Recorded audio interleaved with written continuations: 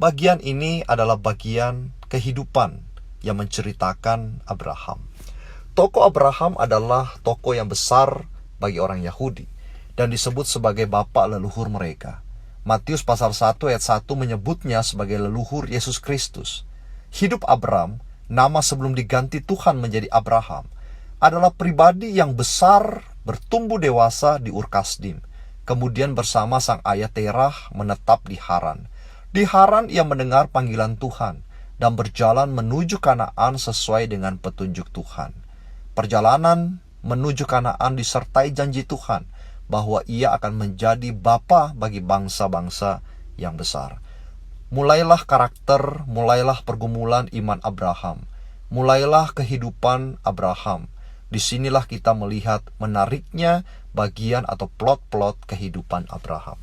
Yang pertama, Abraham mendengar suara Tuhan di Haran dan menaati suara itu menuju Kanaan.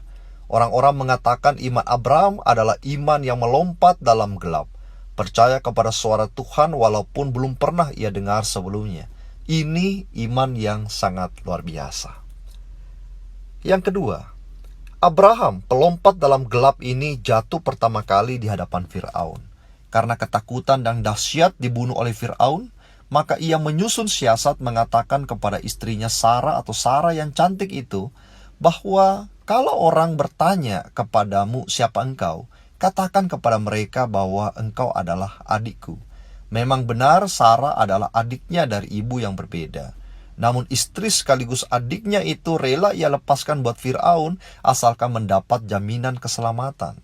Ketakutan rupanya menelan iman seorang Abraham. Dan ketakutan juga bisa menelan iman kita. Kita bisa memberontak terhadap Allah, kita bisa kemudian memprotes Allah, dan ketakutan itu bisa membuat kita lari jauh daripada Allah. Ketiga, Abraham rupanya seorang yang baik hati dan sayang keluarga. Di tengah kekurangan seseorang selalu ia memiliki kelebihan. Ketika terjadi perselisihan antara gembala-gembalanya dan gembala keponakannya, Lot, ia menyelesaikannya dengan membagi wilayah, menyuruh Lot memilih bagiannya dahulu, dan Lot memilih lembah Yordan yang kaya dan subur. Akhirnya, Abraham harus ke tanah Kanaan yang baru saja tertimpa bencana kelaparan. Kerelaan Abraham kepada keponakannya yang jauh lebih muda menunjukkan sifat murah hati Abraham. Iri hati tidak ada pada Abraham. Bagian yang keempat, apakah Abraham dendam terhadap Lot atau berpikir keponakannya ini tidak tahu diri? Ia sudah menjaganya sekian tahun, tetapi ia malah memilih lembah Yordan. Tentu tidak. Di dalam pasal 18 dan pasal 19, nampaklah bagaimana Abraham berdoa kepada Tuhan agar kiranya Lot dan keluarganya diselamatkan Tuhan dari peristiwa Sodom dan Gomora. Doa dari hati Abraham yang paling tulus didengarkan oleh Tuhan, maka selamatlah Lot. Namun sayang sekali istri Lot memilih mati di Sodom dan Gomora dalam keterikatannya pada kelimpahan harta di tanah pendosa. Seringkali kekuasaan harta membuat kita beralih fokus dari menggantungkan hidup kepada Tuhan menjadi menggantungkan hidup pada materi. Bagian yang kelima, iman Abraham makin hebat. Setelah ia berperang dengan musuh-musuhnya, Tuhan selalu menyertainya. Ia di dalam perlindungan Tuhan dan tidak pernah ia berhenti melihat betapa Tuhan berkarya. Abraham menyaksikan sendiri Tuhan memiliki tangan yang penuh dengan kekuatan dan begitu dahsyatnya. Ditambah pada pasal 14, berkat Melkisedek baginya, sehingga Abraham bisa dikatakan kenyang dengan berkat Tuhan dan kenyang melihat karya Tuhan yang ajaib. Tentu bagian ini akan membuat seseorang makin percaya Tuhan akan berkarya di dalam setiap saat. Bagian yang keenam, tetapi ketika ia kenyang melihat karya Tuhan, orang ini jatuh lagi di dalam keraguan-raguan. Ketika Abraham dijanjikan Tuhan keturunan yang banyak melalui istrinya Sarah atau Sarai, Sarai malah meragukan Tuhan. Maka diberikan kepada Abraham pembantunya Hagar, dan akhirnya lahirlah Ismail. Abraham diam juga ketika Sarai memberikannya Hagar. Mungkin pikirnya, benar juga ya, bahwa keturunanku pastilah dari perempuan yang lain, bukan Sarai yang sudah tua dan mati haid. Abraham ini sudah menyaksikan perbuatan Tuhan yang begitu banyak, masih juga ragu terhadap janji-janji Tuhan. Kita pun perlu introspeksi diri kita.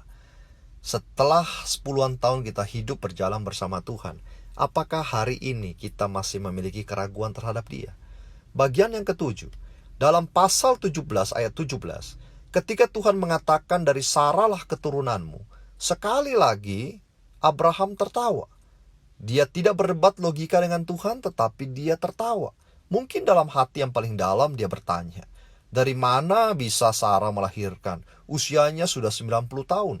Abraham tertawa, tetapi dia menyembunyikan tawanya di dalam tunduknya.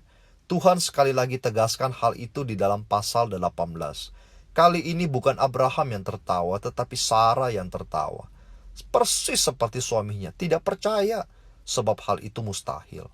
Sehingga di dalam pasal 18 ayat 14 Tuhan berkata kepada Sarah, adakah yang mustahil bagiku?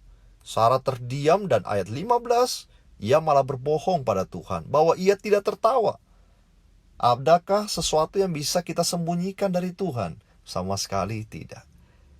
Pada bagian ke-8 atau fase terakhir dari sebuah iman, ujian malah makin berat.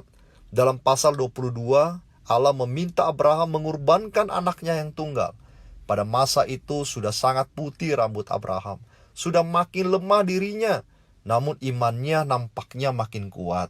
Ia sudah belajar begitu banyak tentang Allah. Ia sudah melihat tangan Tuhan berperang. Ia sudah melihat bahwa Tuhan membuka kandungan orang 90 tahun melahirkan anak baginya, sehingga tidak ada alasan untuk dia ragu terhadap kuasa Allah. Pada pasal 22 ayat 1, waktu Tuhan mengatakan kurbankan anakmu, tanpa banyak bicara, Abram mengatakan, iya Tuhan. Kalau engkau menyuruhku mengorbankan anakku, maka akan kulakukan. Tanpa argumentasi, tanpa melawan perintah Tuhan, ia lakukan sesuai amanat Tuhan. Walaupun perjalanan memakan waktu 3 hari ke Moria untuk mempersembahkan Ishak sebagai kurban bakaran, sedikit pun Abraham tidak mundur. Sehingga ayat 7 Ishak bertanya, "Pa, mana korban bakaran itu?" Ayat 8 jawab Abraham, Allah akan menyediakannya. Di sini Abraham sudah mengenal Tuhan. Ia sudah mampu menebak jalan pikiran Tuhan.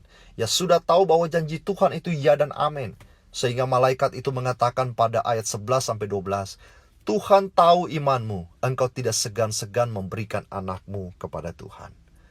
Sahabatku, apa yang bisa kita lihat dalam kehidupan Abraham? Adalah sebuah perjalanan hidup yang diasah tajam melalui kegiatan sehari-hari. Suka duka layaknya manusia biasa yang terus berjuang dalam imannya kepada Allah. Ia bukan manusia yang langsung menjadi kuat. Ia pun menangis. Ia pun penuh ketakutan. Ia pun pernah ragu. Namun pengalaman iman membuatnya menjadi kuat dan istimewa. Kekuatannya bukan bersumber dari ribuan bahkan jutaan ternak miliknya, melainkan pengenalannya akan Allah, trustnya pada Allah. Abraham bagi saya seperti emas yang ditempah menjadi murni. Ujian dan ujian, lagi-lagi ujian. Lagi-lagi jatuh, lagi-lagi bangun. Ia jatuh lalu berdiri kembali, terduduk lalu bangkit kembali. Namun akhirnya sampailah ia pada titik iman yang fantastis. Dari lubang kekelaman, ia menuju kepada terang ilahi.